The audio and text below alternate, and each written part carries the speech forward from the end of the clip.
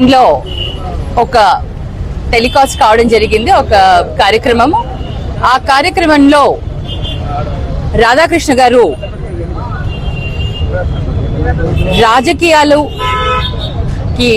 అంటే జర్నలిజం అనేది రాజకీయాలకి అతీతంగా ఉండాలి. కానీ మనందరికీ తెలిసిందే, ఏబిఎన్ కానివ్వండి, TV5 కానివ్వండి, ఈటీవీ కానివ్వండి, వాళ్ళు ఏకపక్షంగా వెళ్తూ ఉంటారు. వాళ్ళ జర్నలిజం ని ఉన్న వాల్యూస్ ని కూడా పక్కన పెట్టి ఈరోజు మహిళల పట్ల అసభ్యకరంగా వ్యాఖ్యలు చేయడం నిజంగా మన భారతీయ సంస్కృతిని కూడా వాళ్ళు పట్టించుకోకుండా అంత అసభ్యంగా మాట్లాడడం చాలా బాధాకరం.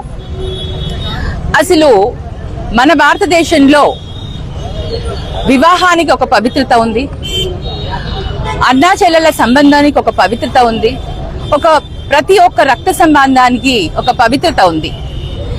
అన్నా చెల్లెలన్న పవిత్రమైన బంధాన్ని ఈ రోజు కించపరుస్తూ, భార్యాభర్తల అనే ఒక పవిత్ర బంధాన్ని కూడా ఈరోజు కించపరుస్తూ మహిళల పట్ల అసభ్యకరంగా ఆయన వ్యాఖ్యలు చేయడం, ఒక భార్యాభర్త మన భారతదేశంలో హిందూ సాంప్రదాయంలో ఎంత పవిత్రత ఉందో మనందరికీ తెలుసు.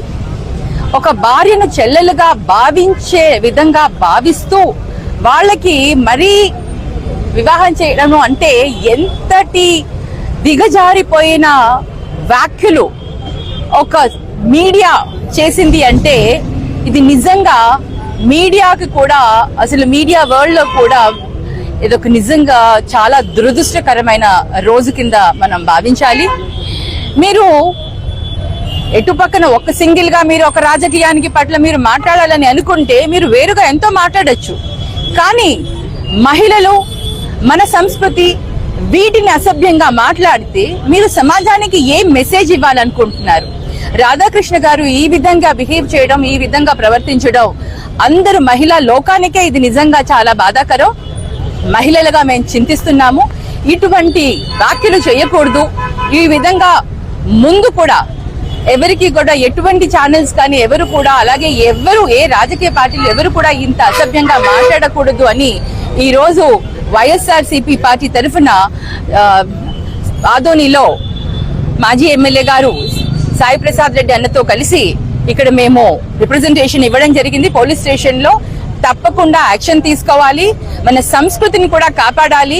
ప్రతి రిలేషన్ ఒక పవిత్రమైన రిలేషన్ ఇది. ఆ రిలేషన్స్ గురించి తప్పుగా మాట్లాడకూడదని రాధాకృష్ణ గారికి తెలియజేస్తున్నాము. ఇటువంటి వార్తలు కానీ, ఇటువంటి మెసేజ్ కానీ మీరు ఇచ్చి సమాజాన్ని ఒక అడ్డమైన దారిలో తీసుకెళ్లడం మంచిది కాదు.